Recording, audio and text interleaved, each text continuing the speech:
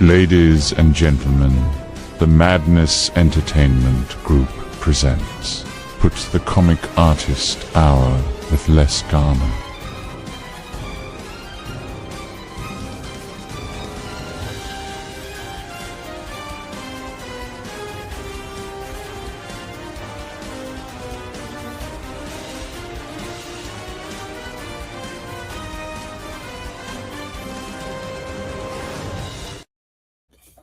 You know, I drew myself once. It doesn't look anything like that. Oh, welcome back, folks. It's another Wednesday. And we're back to working on actual factual comic booky books. And I am working right now on page 16 of a comic called Gear City. It's part of the Oz universe that we have with Resolute Bliss, and I'm enjoying the crap out of this book because it gets into some really wild stuff in our conceptualization of Oz, and it takes place in a part of the Emerald City called Gear City. That's like this big steampunk, crazy, weird thing that is the machinery that harvests fear from the souls of children. And they like come across to our world and abduct kids and do nasty stuff. Well, I shouldn't say nasty stuff. I mean, they take them over and they scare the piss out of them and use the energy of their fear to fuel the workings of Oz. And I am right now working on this page where two of our main characters, or the two main characters of two of the three main characters of this book, Psycho and Pinky, are receiving an offer from this character named Bok, B-O-Q. And they're looking at contracts and stuff. So I got to start doodling this out. And I do have a trailer. Oh, you do, don't you? I do. Would you like to see it? Would y'all like to see the trailer? We should see that trailer. That's a good trailer. Check this out. Presented by Resolute Bliss with our friends at Live Storm Chasers, because real storms inspire the darkest of legends. This storm's trying to take us back. Back to Gear City? Not again. Run! Here it comes. There she is. It's the witch. She sure knows how to make an entrance. I do hope you'll join me. Not Oz like you've known. Welcome to my corner of Oz, a place called Gear City. Back Gear City, a tale from the broken world of Oz, coming soon to Kickstarter from Resolute Bliss Publishing. All right, thank you. Good stuff. So, yep. Who did all that animation? What's that? Who did all that animation? I did. That's me. Doing what I do, man. And that's like a 40-second clip. How long did it take you to do that? That's a long clip. Oh, that one. God, I worked on that for a couple of weeks. Damn. Yeah, that one was rough. Yep. That one was rough, but worth it. I mean, I really wanted to give this one a good send-off.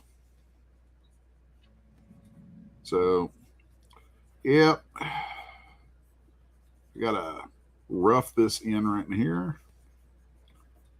We got this little guy. Fun thing about Gear City is part of how it came about was some folks who are friends of ours, who are the actual Psycho and Pinky, who are they're a pair of midget wrestlers out of Knoxville, and we have an interesting relationship with them, and it was I guess a conversation happened between Rick and them, and I was asked about, hey, can we do some kind of a cool meta story that like brings them into the world of Oz? And I was like, okay. Like it took me no time to come up with it. And so it's interesting. I think the really wild thing about it is that it ties into all the other Oz stuff that we've got, while at the same time tying into their actual real world wrestling personas and the stuff that they do with all that. That's cool as hell, dude. It's neat. Like you're bringing their characters to your world. I love it. Yeah, well, bringing their characters to our world and then sending them back to the real world. Because the way the story goes, I don't want to give too much away about it. No but spoilers. The story actually ends up involving wrestling of all things. Good. And it's pretty neat. Look, so I've been trying to get somebody to do a wrestling news show on this network since we started. And I haven't been able to. And I don't care if it's an independent news wrestling show or, somebody that's covering the big guys. Unfair. I just want one. I love wrestling. You always have. I just don't have time for another show. You know what I mean? And I don't get to watch enough wrestling to be able to be the guy to come out and talk about it. I don't get to watch it. So, but I've always, look, if you're watching this right now, you're a wrestling fan, you want to do a show and cover your love of wrestling shit, hit me up. I need a wrestling show. Let's see. I got distracted from the conversation for a second because I was thinking about how to do him taking his little hat off.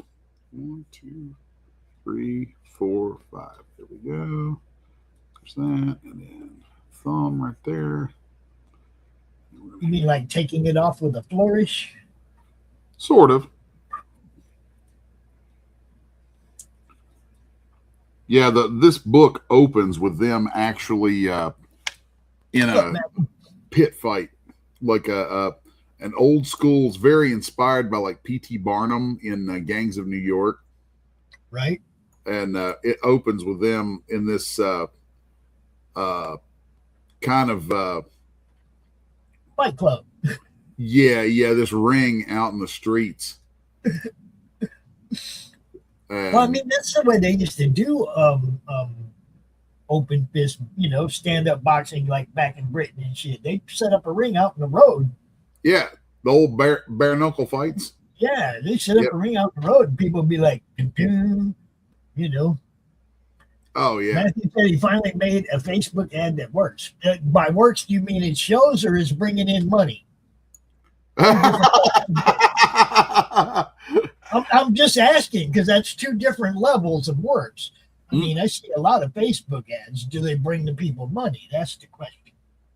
That's work. If it's bringing you some money, then yeah, okay. Well, that'll work. Yeah, here's a page where a match is getting started. So they're munchkins, right? And everybody that lives in Gear City, they're all munchkins. Or variations of munchkins. In this version of Oz, we've got all kinds of different munchkins and all that. So there's no big people in Gear City. It's all little people except for the witch. Yeah, it's mostly little people. You get a few big people here and there, but not many. That actually plays into some of the dialogue that happens later in the book. But won't give it away. No. Matthew, you're paying $2 per contact on a mailing list. That doesn't make any sense at all. If you want to network with your friends, share mailing lists with them. Give them yours, they give you theirs, and then you increase your mailing list, and it didn't cost you anything, bro. I'm just saying, there's a scam a minute out there, man. If you're willing to pay them, they'll keep doing it. That mailing list sub doesn't necessarily mean it's a comic fan or it's going to translate to a sale. You want a mailing list full of people are comic people. Yeah, mailing lists are pesky. You need to go out and harvest those, Yes. on your own. And I mean, if you got friends who, give you a bump here and there, then a good way to get that going. And it's funny because I'm sitting here saying something I need to take my own damn advice on is, get folks that who have active mailing lists. That's what I'm saying. To, we got a whole promote you group of in people. We got a whole group of people here in the madness, and if you all shared your mailing lists with each other, oh shit! Did I say that out loud? Do it. Share your mailing lists with each other. Help each other grow. I mean, sometimes I feel like I'm talking to a brick wall, Les. I'm not lying. I really do. I know, man. It's like I'm doing my best to try and help people get seen and help people make sales and help people sell books, man. I'm trying to help, right? And everybody's all concerned about their own little mailing list. And it's like, why aren't you just getting together and combining all your mailing lists? That would be one big ass mailing list at the end of the month. If y'all got together and did that, every one of you would have one big ass mailing list at the end of the month. Oh yeah, I could see that. I'm just saying. What's up, Umbra? Umbra's over there in the chat, bro. He popped in. All right, so he's picking up the contract. Let's see, panel 2. Umbra got the schedule down now. He's like, oh shit, it's 1 o'clock. I gotta turn on TV. Yeah. Yeah.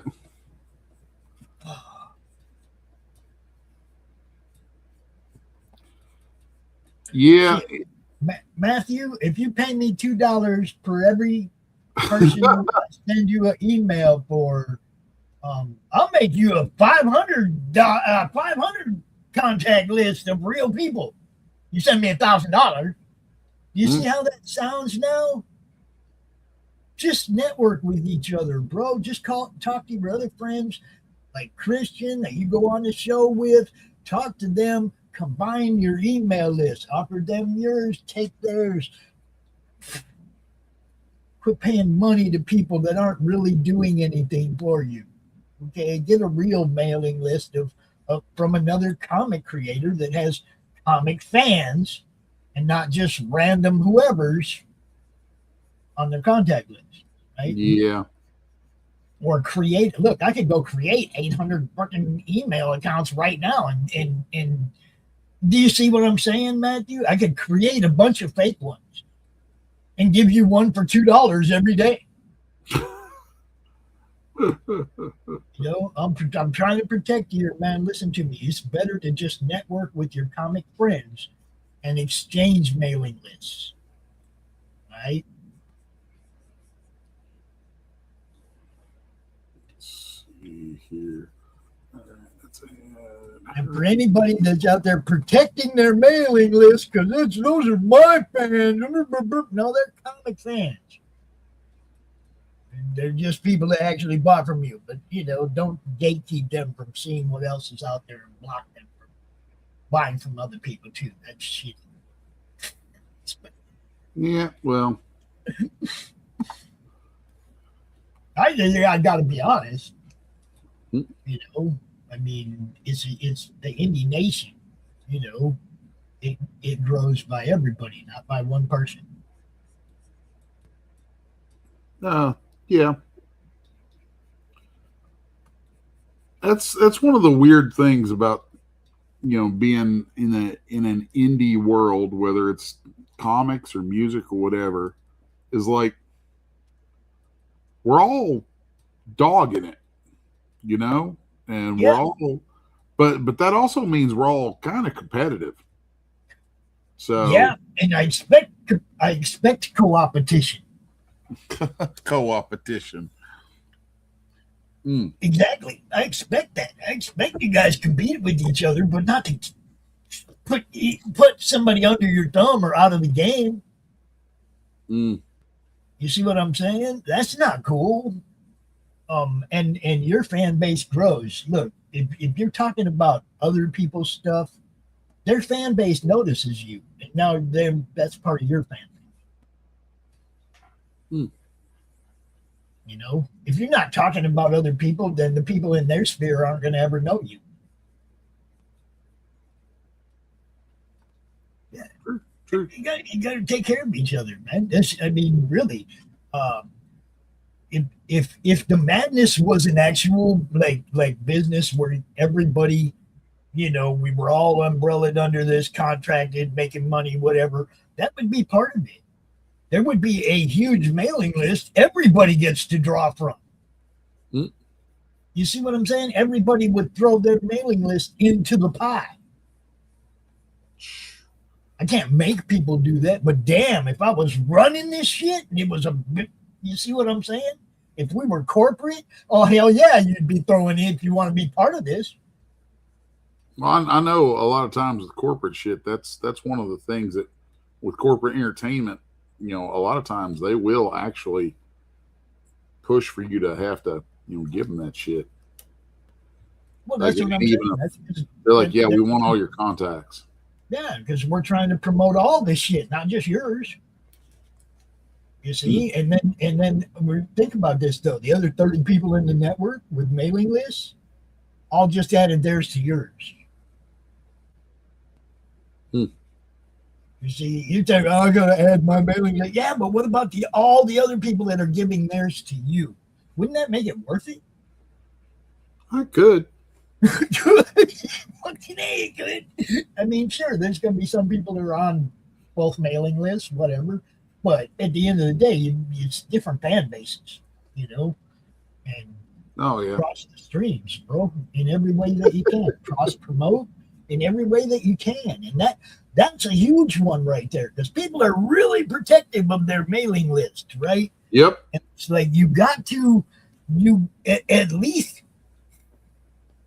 in your sphere, you got to share that stuff with your peers and help everybody grow, including yourself. You know? Let's see here. I call it tribalism. I was sitting here getting focused on this page and thinking about a panel break right here, and I think I'm going to do it. Booyah. Yeah, it's a good spot for a panel break. Oh, you're doing fine, even with all my distracting. You're doing just fine. I don't think it's affecting you at all. You're just rolling right along. Just letting me ramble, and you're just rolling right along. It's pretty much. I do that. But I mean, it is a subject that I care about. You know, I mean, the whole reason I put this network together was to help everybody grow. And, you know, that's just one of the things I think would really help all you guys is to share the information that, you know, gets you books sold. Yep. Well, I can see that. You know. So, speaking of information to help you get books sold or help me get books sold, I got a bunch of conventions coming up. So I'm going to be doing, let's see, I've got coming up, I'll be doing FrankenCon again in May in Knoxville. I'll be doing a boatload of stuff in Knoxville. I'll be doing CreepyCon a couple months after that in Knoxville. Here's one I'm super excited about. It's coming up. For this year's Free Comic Book Day, I'll be at, Golden Age 1942 Comics in Maryville, Tennessee. And I'll be there with special guest Roy Thomas. Nice. So I am very much looking forward to that. I just got to throw this out here because I wouldn't be doing my job if I don't. Give a holler to them people running them cons, man. If they want a weekend long broadcast from the floor, we can do it. Oh, yeah. Did you ever hear anything about what was a show up in Monroe, Michigan? I know about it, but them people don't ever reach out to me. I've asked for press passes and stuff, and they're, I mean, it's like, I don't know. Well, it's looking like I'm probably going to be doing that show. I heard that, and if you are, then me and Brad, I'll see if I can get Brad to pull a day and us come up there. Of course, that would cost money. Well, you know. This is the thing. This is the thing I try to avoid. I try to get a press pass so I don't have to pay money. You know, I mean, because I'm not there to buy stuff. I'm there to promote. I'm there to work. That's what I do at a con. I interview people. I post their stuff online so that people know they're there, and it's my job. Just like we made that beautiful trailer for Kalamazoo for their Comic-Con next month. And we're making one for the Hall of Heroes in Elkhart, Indiana. Cool. And but no, man, any of them cons that you're going to, if any of them want like even just like 1 day coverage, first day coverage, so that they can show everybody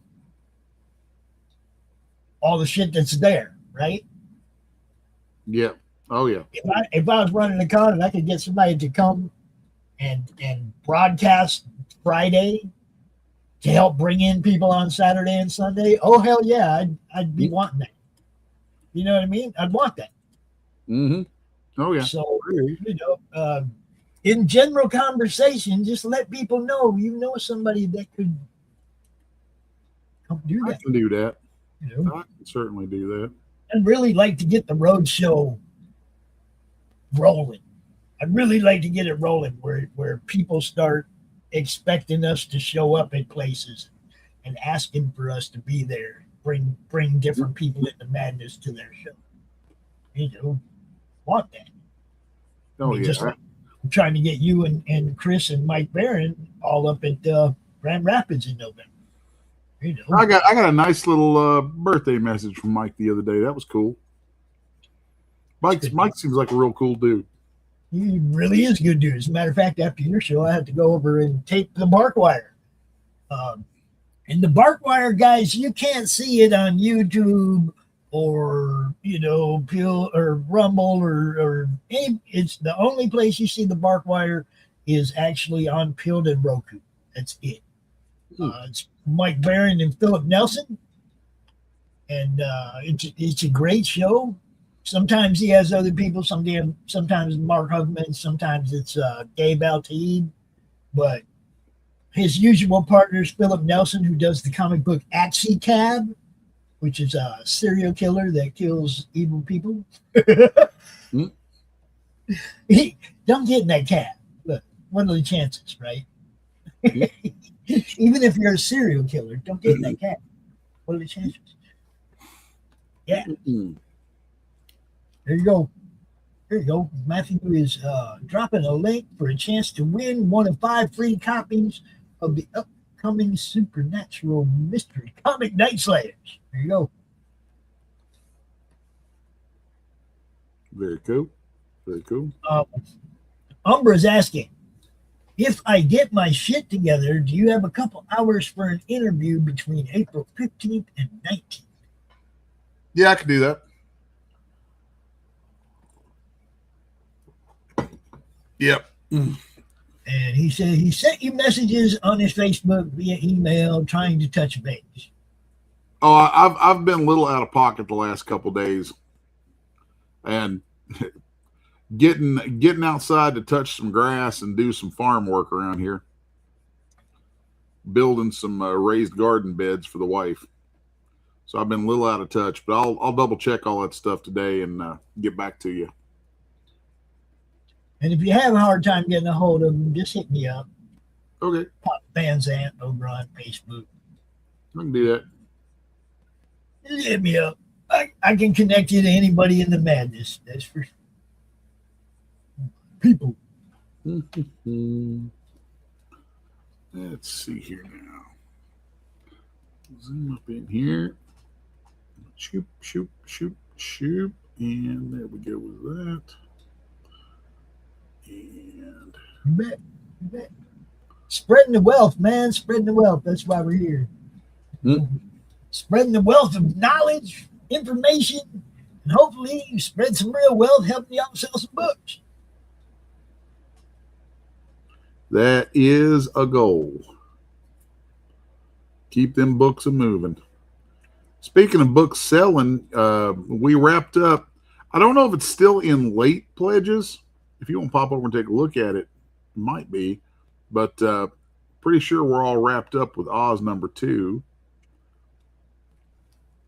So, and that was a decent little success there that I was quite happy with.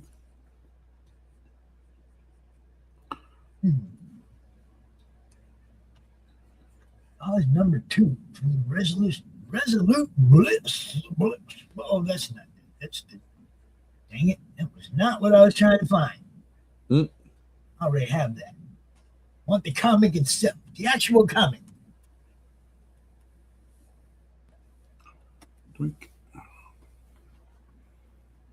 It only wants to show me the show. Why is it doing?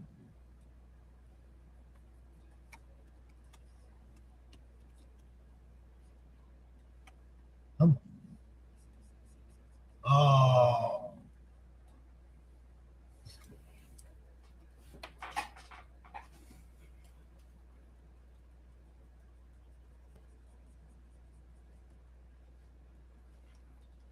Okay. Man. Oz Volume 2, A Clash of Titans by Caliber Comics. Oz #2 review. Everything except the actual freaking. What the fuck? Why can't I find the link to that? Yeah, it's a little annoying sometimes that our stuff gets buried like that.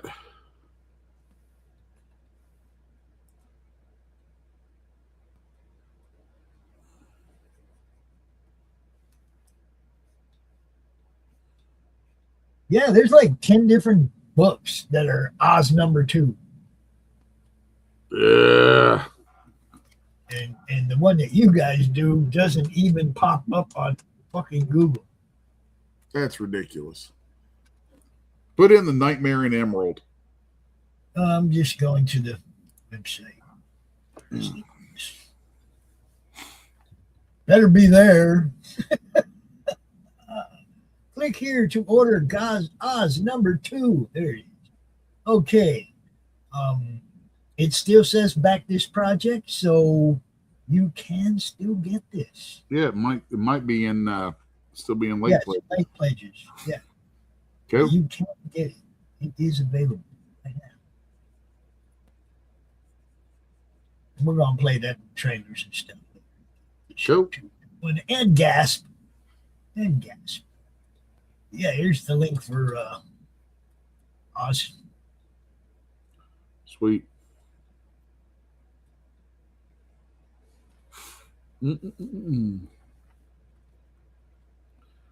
Oh yeah.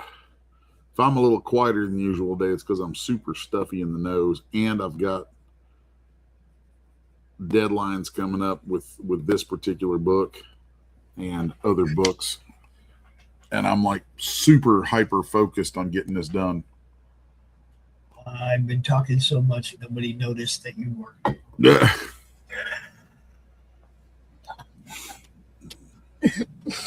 Hey, sometimes you're the one talking and I'm sitting here not saying nothing, right? Sometimes. It just depends on what's what. Yep. Actually, the last few shows where you were doing the animation lessons. Oh yeah, I know. I was talking a lot on those. Oh yeah, that was cool because you were doing some instructional. People were learning stuff. It was awesome. So talk a little bit more about what you're doing here. Oh, what I'm doing right now is drawing these damn characters. Oh, yeah. This part of things is actually so natural to me that I don't really. It's kind of hard sometimes to talk about it because I'm like, well, it's the same thing over and over. Yeah, it's like I just drew a line. Yeah, like the. Don't be part of his hat. Like right now, I wish there was a way to convey what I'm thinking about with the, like, if you'll see, like, the way that I do these strokes here, like, there's a process to it. There's actually a lot of thought that goes into the technique of that stuff, but it's really hard to describe how it works.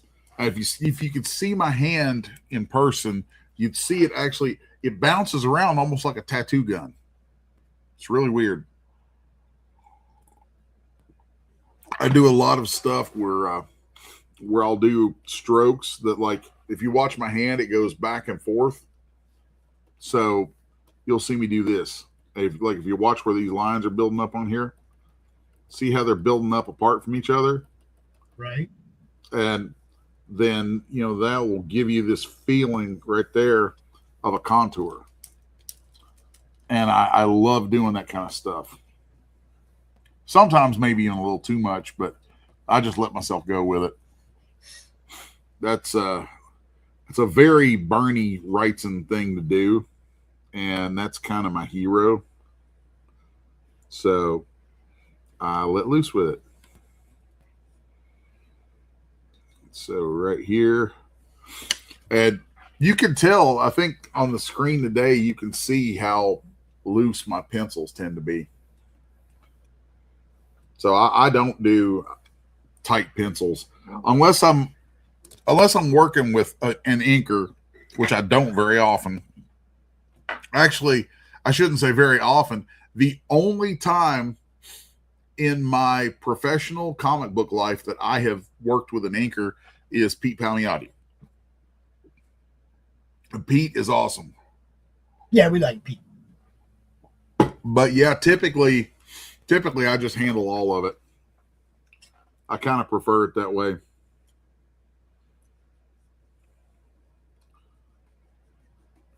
Because I feel like if I do tight pencils, I'm going to end up doing everything that I would have done if I were inking anyway. Matthew, if you say you were at a restaurant and you had the volume down, you might want to go back and listen to this show again. If you didn't hear what I was saying about mailing lists, you want to go back and watch the show. I don't like the way that's going. Let's see here. Yeah, I need to adjust my speed turned on. A little thicker brush.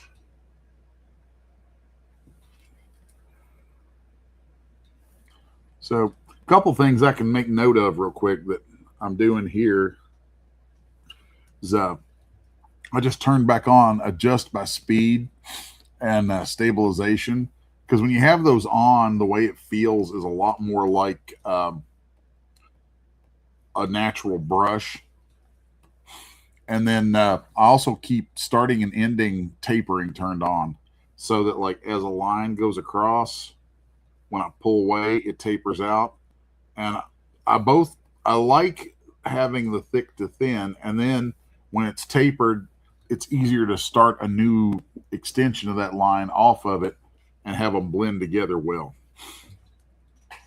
So now I'm going to pull a little tricksiness right here and use a ellipse marquee and draw that out where I want that rounded shape, because I got tired of sitting there drawing that by hand.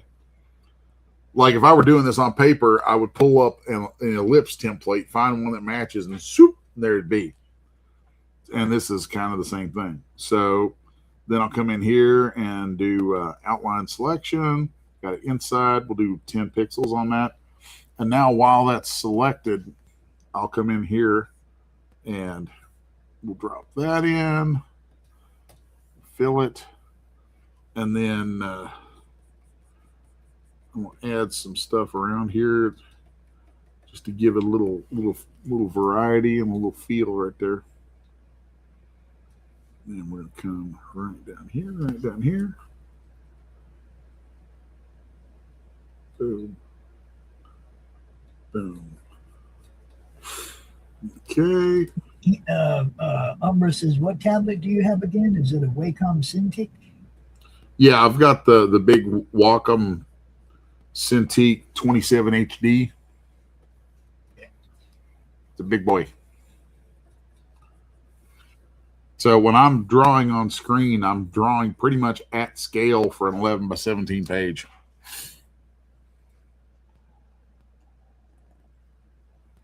And I find that if you're working digital and you don't kind of calibrate what you're doing so that you're actually drawing close to what the analog scale would be, I find that you end up fixating and adding details into places that will absolutely get lost when it shrinks down for printing.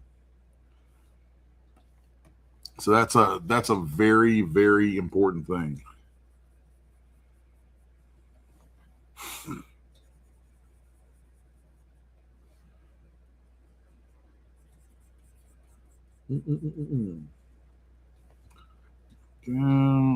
Got his little feather over here.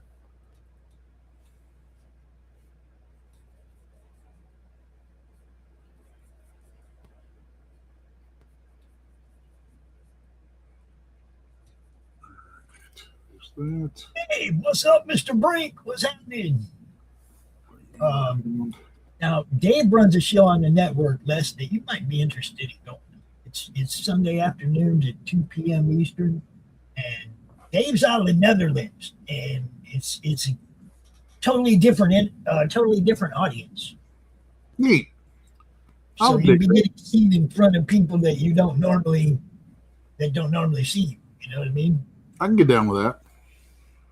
You said it looks like you're drawing yourself with a hat on. Oh. Not the intention, but I have had that thought a couple times after seeing, after getting the design for the character down. The intro for this show, Dave, is him drawing himself. Yeah, it's a little weird. It's this picture right here, but there it is. He's drawn himself before, obviously. Yep. Good stuff. Good to see you, Dave.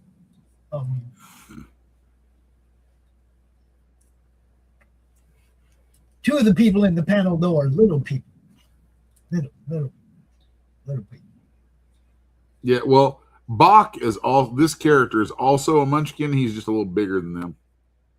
He's a bigger munchkin. He's like the kingpin.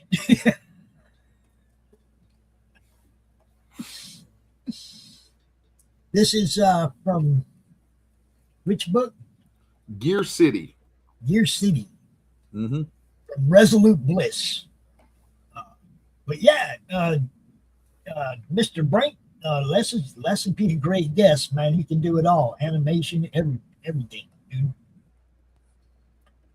Be a great guest for your show, and he could always use it to pimp out all the stuff he works on anyway. He does art for Dirk Manning, and he does art for Resolute Bliss, and he does art for fill in the blank. I do art for whoever pays. Pretty much. I am a hoe. I'm an artist, and I'm really, really good. I like to eat. I like to eat. I like to keep my woman fed. Yeah. Pay me, and I will draw pretty pictures for you.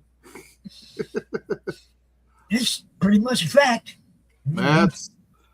That's all I've done for a living since I was 19. And I'm freaking old now. Just had a birthday last week.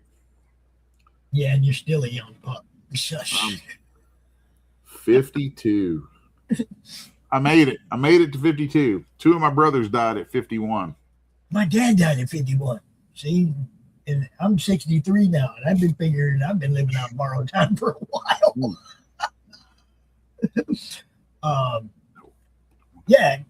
Les, you want to reach out to Dave on Facebook, Dave Brink, or just let me know. I'll connect you guys, whatever. And his schedule. Cool. I dig that.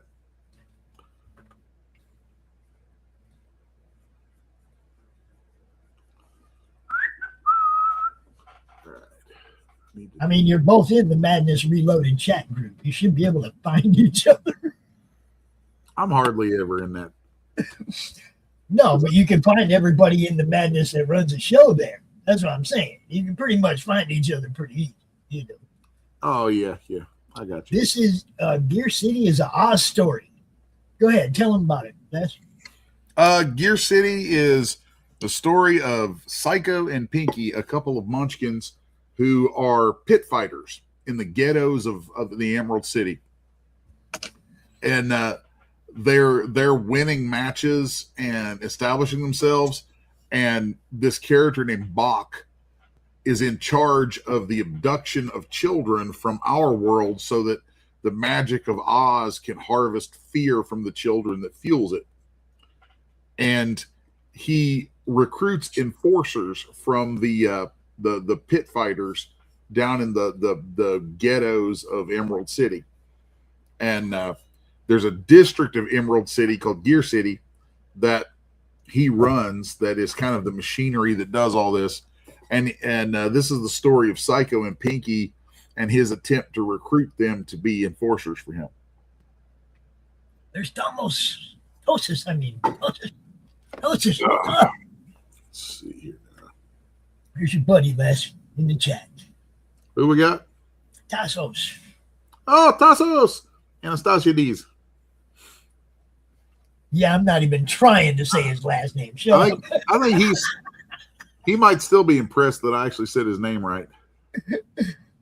I'm impressed that you said his name right. You said it so well, I wouldn't even attempt it. Yeah, you're good. It's covered. Yeah, Tassos is over in. You still in Athens, man? I think he was in Athens. We talked a long time ago, and he was teaching art at I think it was the University of Athens. Mm-hmm. Yeah, you, dude. You say, yeah, you, dude. But see, this is every week on Les's show. Okay, he comes out here and he's working. Yeah, that's what I thought. He said he was in Cyprus. Man. Okay, yeah. I thought that's what he said. But yeah, every time you come out and you see Les doing a show, dude's killing it on the screen. It's never talk about me show like that. It's always talking about the work, talking about the process, and then putting up with me interrupting right? Yeah. I mean, that's a fair assessment. Yeah. I mean, but you're always putting in the work. I'm always just like here as a comedic relief or whatever. But you're always, every show, dude, you're putting in the awesome, man. You're showing people how good you are every time. It's never a smoke show.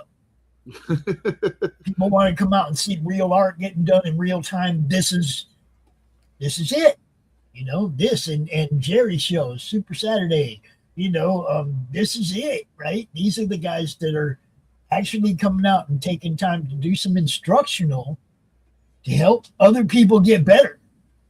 Yeah, I always like it when people have questions because it gives me something to talk about, and that's really a lot of what this is about is being there to talk to people and give them help and doing their own stuff.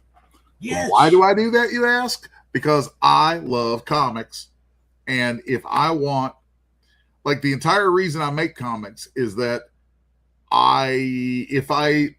if I want to read the comics I want to read, I'm going to have to make them because ain't nobody else doing it. Right. And for me, the instructional part of it, the reason I encourage people to do these kind of shows is to get the next generation involved in doing stuff too. Because, hey, man, if this kind of stuff dies out with us, all those poor bastards coming after us ain't going to have no idea what they missed. Yep. Well, and it's like some of us are going to be old folks one day, and some of us already are. Look, we're going to be, God forbid, we're scratching our asses in a nursing home somewhere and going, man, I wish I had some good comics to read, but there ain't no young people making good comics anymore. Well, I'm trying to do my part to fix that, you know? Yeah, and me too. That's, I mean, really, Let's see. I got 4 little artists right here in this house, right? Oh, that's cool, man. And now, granted, they don't get home from school till Les's show is over. But if Les did something that I think I could show them and they're going to learn something, what happens when they get home from school on a Wednesday? Yo, Emma, Isaac, come check this out. And I'll show them what Les was doing today. Speaking of doing, here's a neat little trick. So this is something I do when I'm drawing panel breaks, and I do a version of this when I'm drawing panel breaks, right? So I love breaking panels. It's just one of those things in comics that I've always loved. And let's fill that in. No, not that. If you're good at it, it's cool. And if you don't overdo it, it's cool. You know what I mean? It's like, I like the fact that an artist can do that and not ruin the panel underneath the break. So like what I've done with this one, I have drawing right in here initially for inside this panel in Clip Studio. But then when I want to do the rest of the panel break, I'll go ahead and do some drawing outside the panel and fill in with white so that I can see it against the panel. And then typically I'll ink the whole panel outside of the actual panel folder. So it's right here. Because if I drag this into the panel folder, then it's going to cut it off. So I'll have that out there. Now, I always take my foreground elements and fill the empty pixels with white. So what I'll do is hold the control key, which, as y'all know, I'm doing with my foot. I'll hold the control key and click on that panel mask right there for the panel folder. And you'll see that gives us a selection of all that interior area. And then I keep my lasso set to add. So if I now drag with my lasso out around here, it adds to the selection. Then from there, I've got, I should probably show you all this sometime, because you see I've got this bar right here. And by default, I think the first 4 of these are in that bar in Clip Studio, but you could customize that toolbar that happens when you have a selection. And I have, like, if you're working with Clip Studio fresh out of the box and you're watching me work, you might get really, really confused, because I have customized this program to a degree that is obscene. Yeah, this has been designed to fit Les's drawing and 3D animation creating style. Everything that he does, he's basically macroed this thing to death. Yeah, I do that with all, like, I've had other people sit down at my workstation and try to use any of my programs, and every last one of them are customized to the gills. It's kind of goofy. So people are just like, I did have one question. Like, well, was that? You did have one more question out here. Since you encouraged it, Umber said, I'm going to keep the questions going then. Does the 3D field not pay, or does traditional art just call to you? Yes.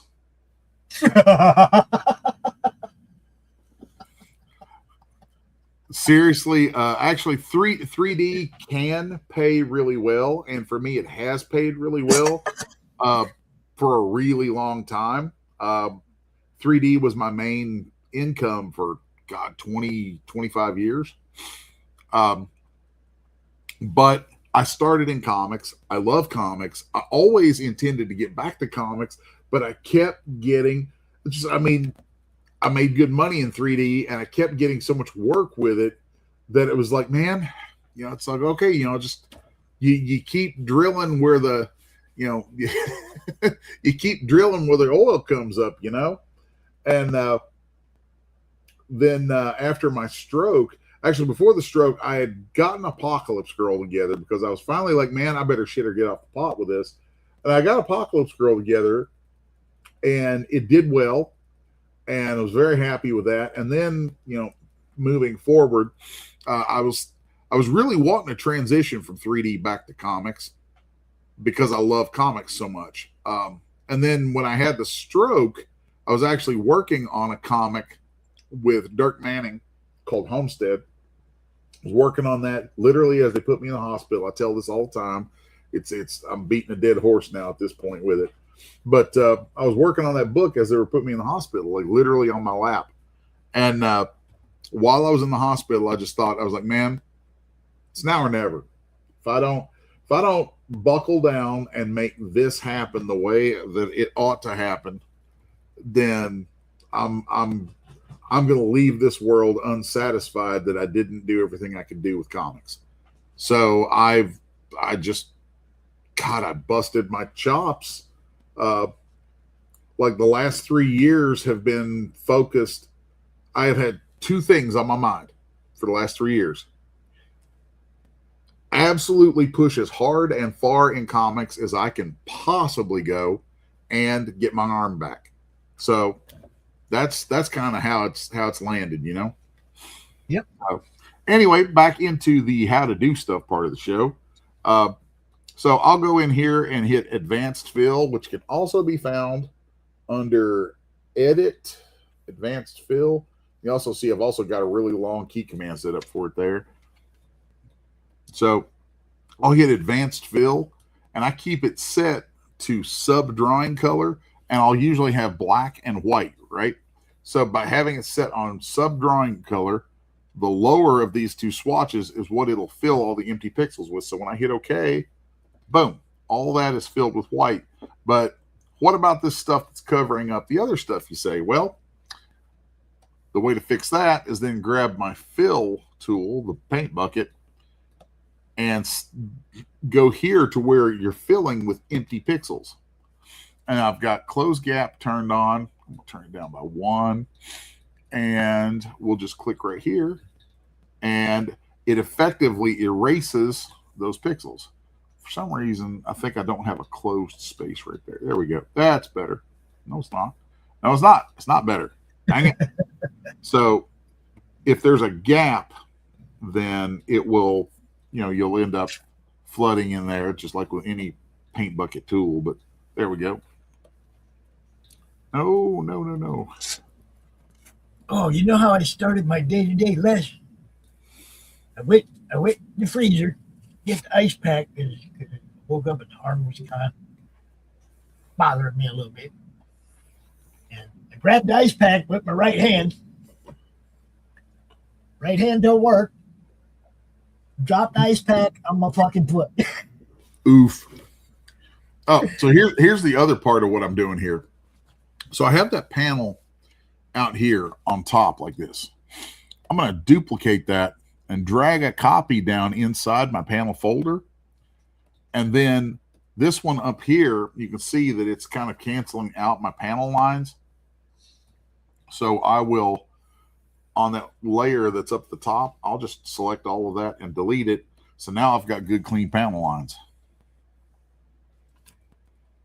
That's kind of the process I use for doing my panel breaks and clip. Y'all go over to 661 Media on YouTube. Follow Les's YouTube channel. Just in case he does something outside the network, you won't miss it. Yep.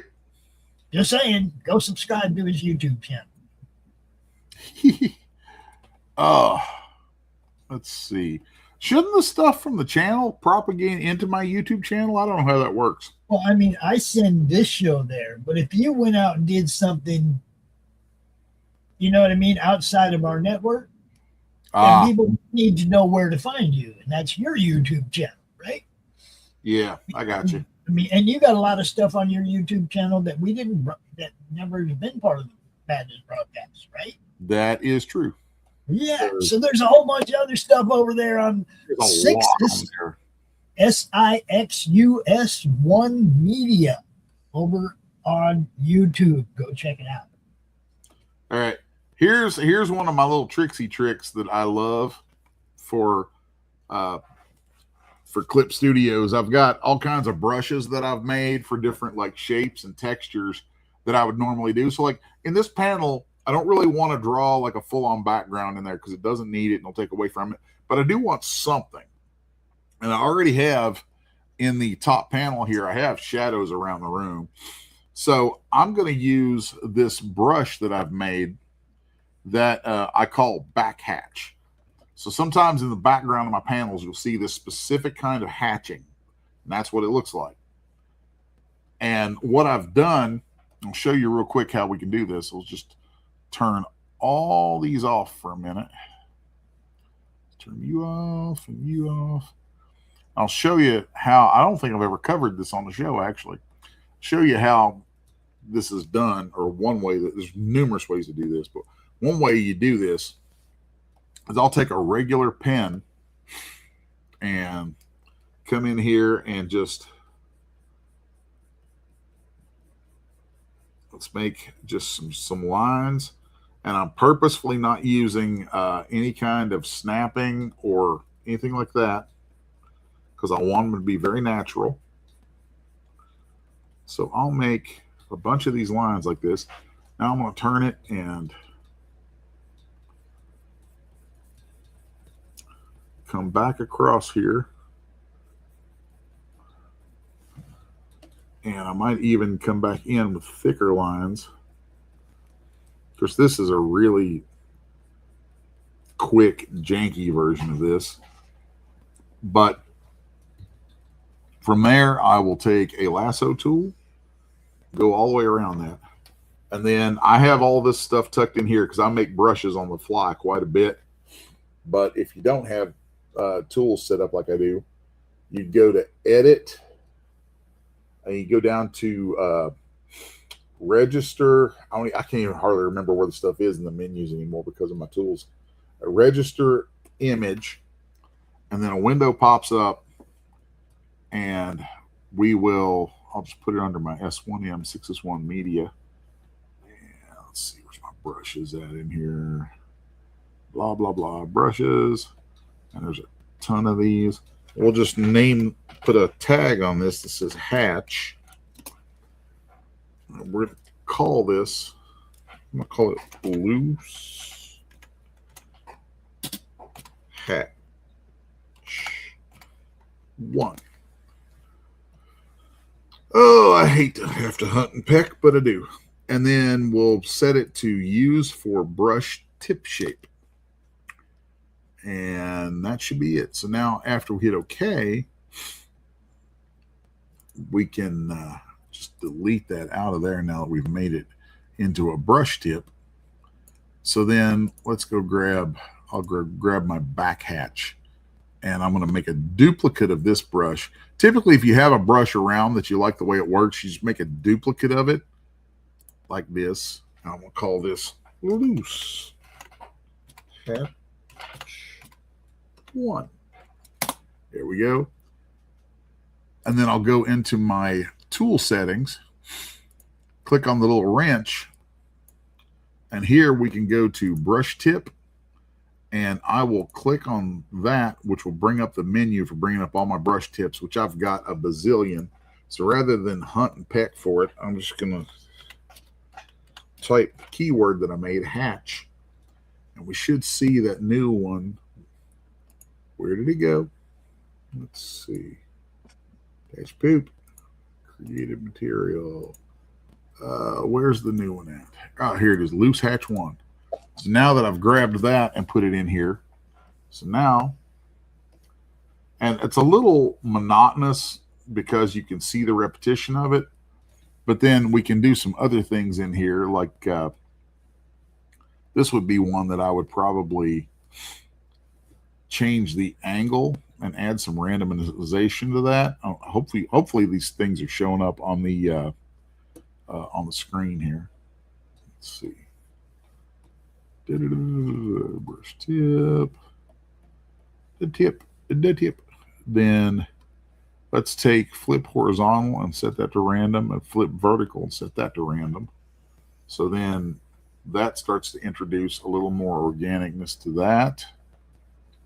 Then let's see here now. Oh, that's why, because it had spraying effect turned on. So this was a brush where I had a spray turned on. So with a spray, you're spraying that brush out like particles.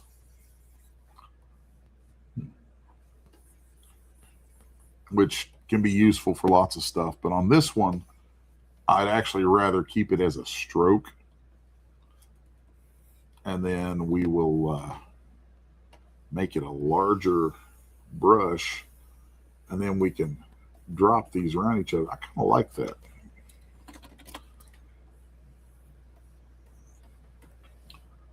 And that just gives me this nice randomized hatching that I can make all kinds of cool textures and stuff with. So then once you got it all set up with settings that you like, you just hit save all settings as default and you're good to go. So I'll save those, close that. There we go. Now let's turn these layers back on. I'll get back to the really real work. And let's come back in here and maybe I'll use that brush right here. Don't really care for that working like that. So I'm going to turn off my flips. Actually, I want the horizontal turned on. New. And I need to kill that angle randomness. And let's make the angles set to the direction of the line that you're drawing.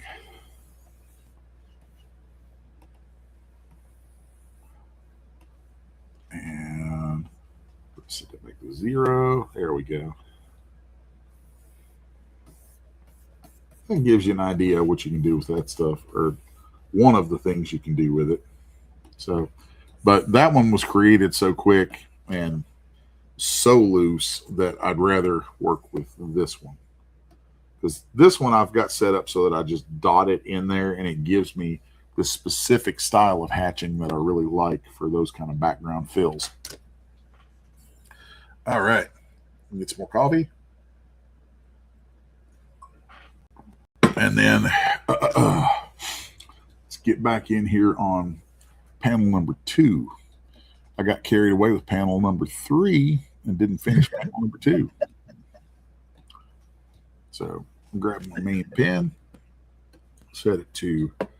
He said, and Umber said the only problem is that the menus aren't showing up. See, I was wondering about that. So I don't know. I need to play around with OBS and see if I can tweak that. So,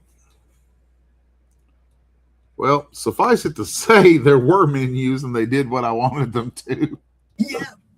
And you explained how to make them and what they are and everything. Yep.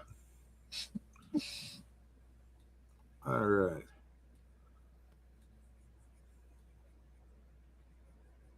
So here's this guy's beard. And then I'm going to come here and here. Boom, boom.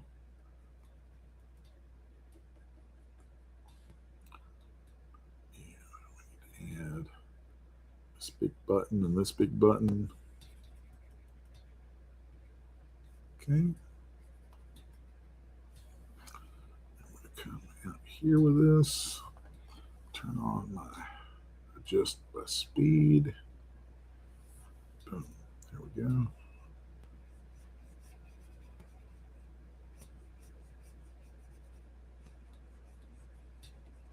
And here's that thing again where I was doing it earlier where I'm bouncing back and forth with the pen, getting these tapered strokes that feel like they should connect to each other, but they've got some stress pulling them apart. That's a favorite technique that I like to use. And whether it's digital or traditional, I do that all the time. I do that with pencils. I do it with pens, with brushes, doesn't matter. Do it with an airbrush. I mean, depending on the tool you're using, the effect is different, but it's still the same basic physical technique.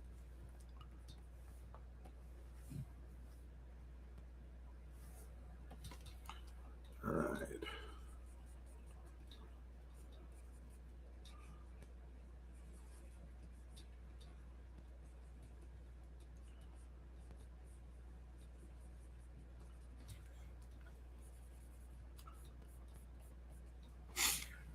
Yeah, this is good. It's coming together.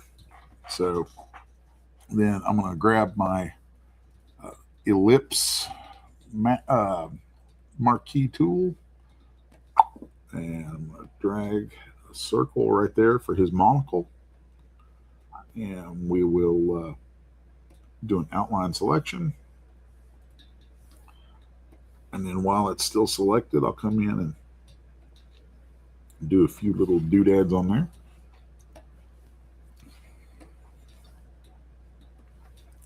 Now then, boom, boom, boom.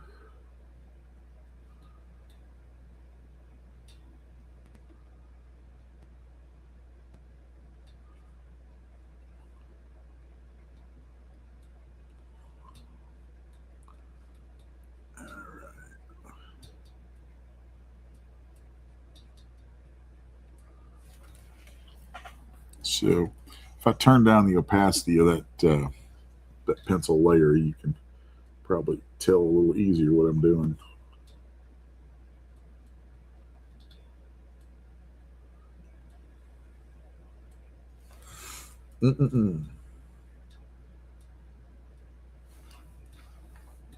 Now it's adjust by speed. Boom, boom, boom. Here, here.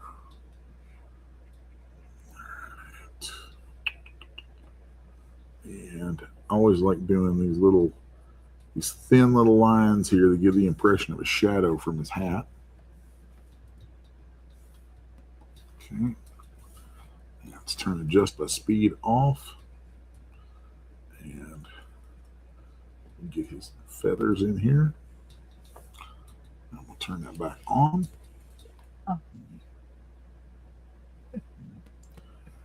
I know we've ran over our normal time, but I'm just kind of jamming right now. So let's see.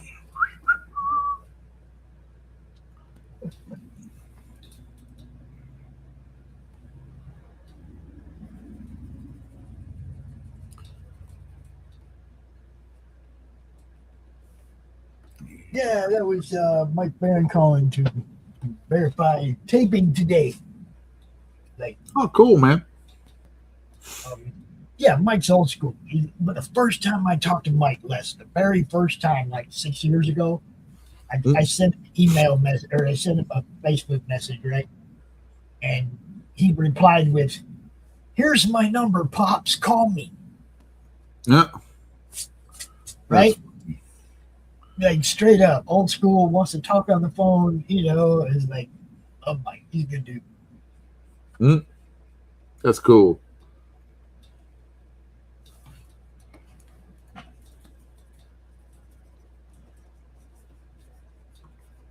So I know as I'm going super fast on stuff like that, where I'm just filling things in and adding little tick marks and stuff, it can seem like it's almost random, but it's really not, because as I'm doing that stuff, I'm always thinking about really two things. I'm thinking about light source and form. So especially with cloth, I'm thinking about the form of the cloth, what it's draped over, where the tension folds are, where the points are that it converges, like if there's a pinch point. And I'm thinking about those things in relation to where my light source is. Let's see here now. Now we've got... There's Dustin up in the chat. How's it going? How's it going, Dustin? I really think that one of the keys to actually being able to have a career as an artist in any of these kind of production heavy environments, which in my opinion, if you want to have a career as an artist, that's really where it needs to be, because that's otherwise you're just being what I call an artiste, and artistes don't get paid. Not until after, well, their family gets paid after they're dead sometime. Artistes get paid either after they're dead or if their art is being used for money laundering. Oh, Hunter. I wasn't going to go exactly there, but... That's the first one that comes to mind every time. You know, if when you're good at something, I guess you just do the thing. Yeah. So here's a neat little trick that I like doing. That if I were doing this on real material in the really real world instead of digital, I would be brushing with a frisket masking fluid, and I would be masking off all of this area right here. But digitally, you just draw a selection, okay, and then that selection masks everything off. And then I'll come in here and into that selection, start dropping these lines that create kind of a shadow that's not a hard shadow like above there. And I feel like it helps build the sense of volume. And this guy is quite voluminous.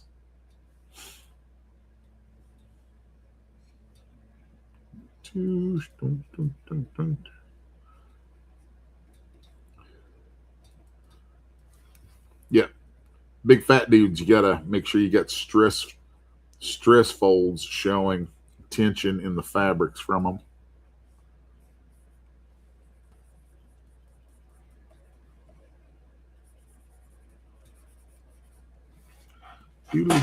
Do. Now,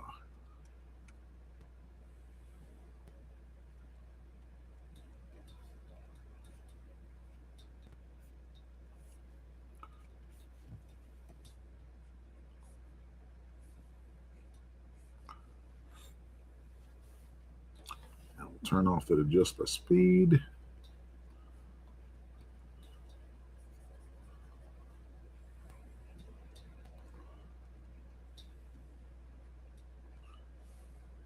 Turn it back on. Boom, boom.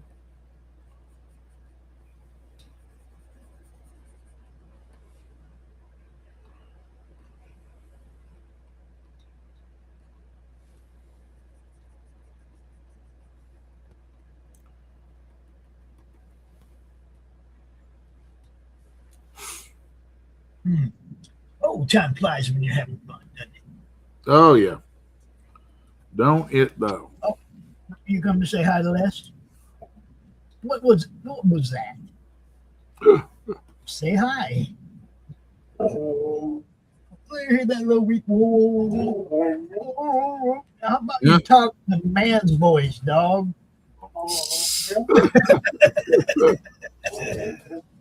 What? It's a little better. You sound a little tired, old man.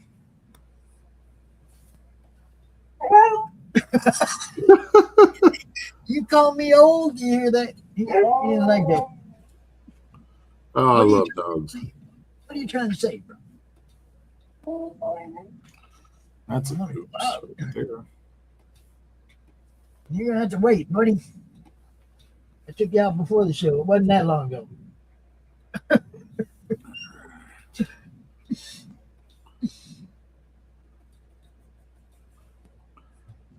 that. Yeah. He didn't like that, did you? Huh? Didn't like to be called old? Now you're just gonna ignore me? Really? The poochies. Yeah, he's giving me side eye right now, man. Who? That's funny, man. What's up, Brock? That way. So, and then boom, boom, boom. There's his other undercoat there. And then we will do that. Boom, boom. Kill that drawing layer. And we'll come back in here.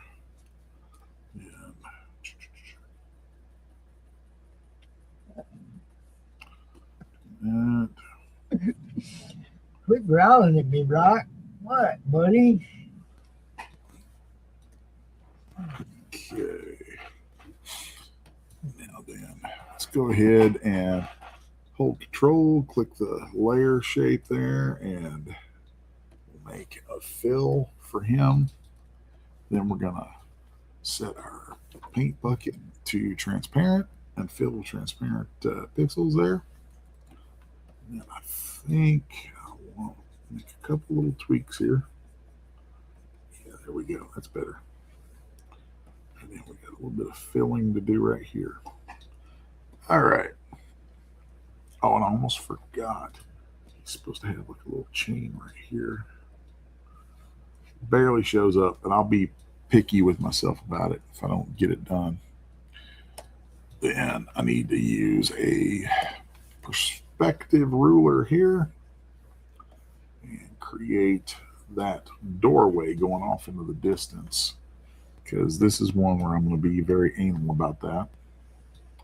So then let's show that ruler in all layers, put a new layer above it, set it to monochrome.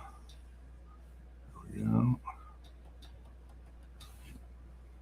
And boom. Now then, pop, pop, pop, pop, pop. And the door is open that way. And it's got a curve to it. So do that. Now I'll turn my snapping back on. Come here. I'll come here. And boom, boom, boom, boom. So rivet.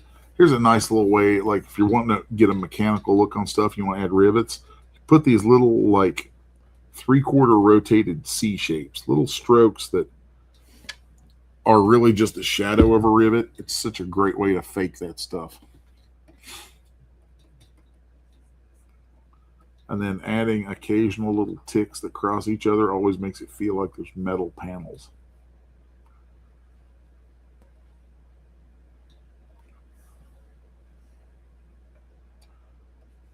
All right. Let's turn off the snapping for a second, add a little bit of randomness to this. Cool. Now I'm going to Control Shift and get my layer boundary, or my layer mask for the container, and fill that with black. No, don't like it. Don't like it filled with black. So let's change that. I'll use my back hatch. No, again. Dang. Let's do this differently. Let's grab a magic wand tool and set it to refer multiple. I'll click in that spot, and now I will grab my back hatch. And bloop, there we go. So there we go. That's like, I already had that first panel done for the most part before the stream started. But yeah, that's half this page done inside that stream. So I am going to call it for the day and run to the house and get some lunch with the wifey. And then finish this page, and now I got 2 more pages to do today. Cool. Cool. That is my working average, is about 4 pages a day. Always good to hang out with you, Les. Thanks for giving us your time, bro. We appreciate it. Cool, man. If any folks got any questions before we take off, I'll field them real quick and see if I can't answer them for them. We just had a how's it going, Les? Who's that from? That was from Dustin, the Geek Man. Oh, going well, man. Going well. Yeah, Dustin does the ADHD theater and Joy of Drawing and It's Freaking Figures and Talent Crew and Cool. You know, he does a bunch of stuff on the network, and he does Joy of Drawing with Addie. You and Addie would be so funny together, dude. Nice. Would be great. It would be great to have Les and Addie on a show together. Just once, not like a regular show. If you ever ain't doing something on a Tuesday night and you want to join somebody, hit them up. All right, people. I'm gonna play a couple of ads on the way out, and Y'all have a great day. All right. Later, y'all. Peace.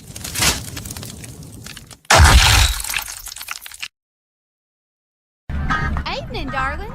It's about time to start this show. Get on out of here. That's my set.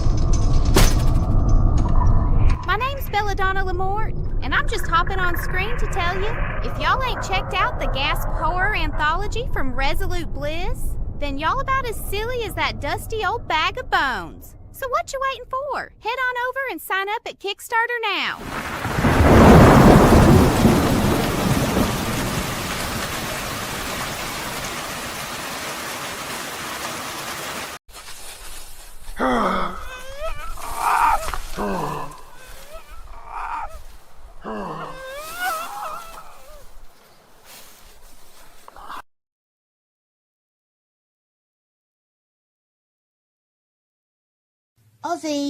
Ozzy, what are you doing? Come and have a look at this lovely book that was sent over. You're wrapping in the perpendicular. Oh, go on and spit the bat out your mouth. No one can understand you like that. Say how 5 dentists and all. Oh, well, that's not much better. Ozzy, why don't you sing to me? I can always understand you when you sing to me. Fucking my brains. What is this my publisher sent me? Inked in black with art so sweet. So what do you think? Do you like it? Oh, Lord, yeah.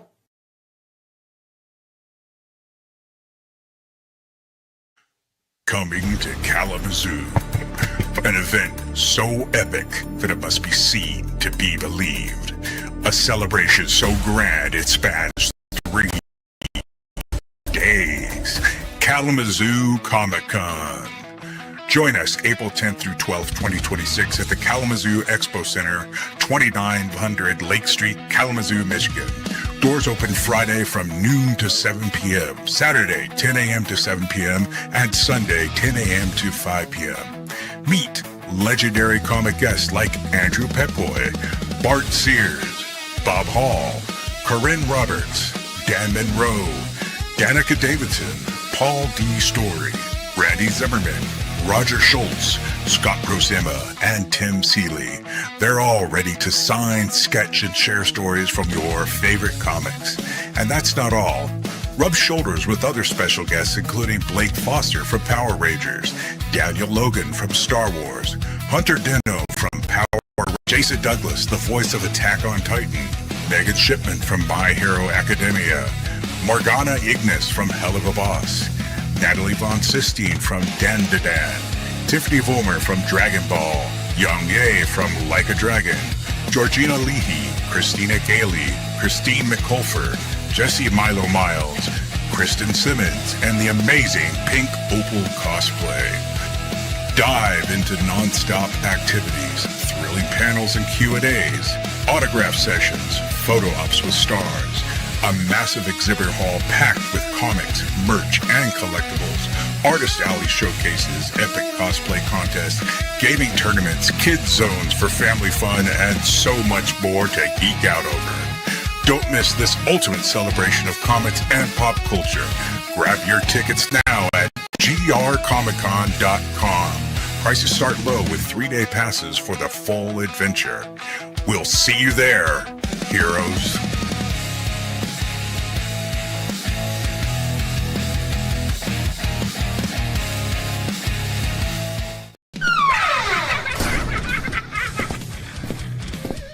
If you missed the live viewing of any Meg production, you can find all our content on Roku or as a member of this channel. Madness Entertainment Group,